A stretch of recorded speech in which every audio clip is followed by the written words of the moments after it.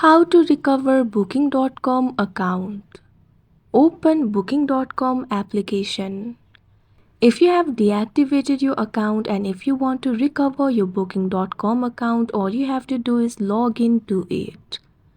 Tap on the sign in option that you can see at bottom right corner of your screen. Tap on the option sign in or register. Once you do that, tap on the option continue with Google, Facebook or email according to your choice.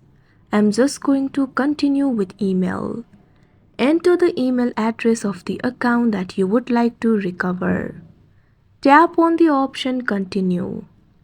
Verify your email address by entering the verification code over here. Open the Gmail application. Find the email sent by booking.com. Open it. In this email, you'll be able to see the verification code. Memorize it. Go back to the booking.com app. Enter the verification code over here.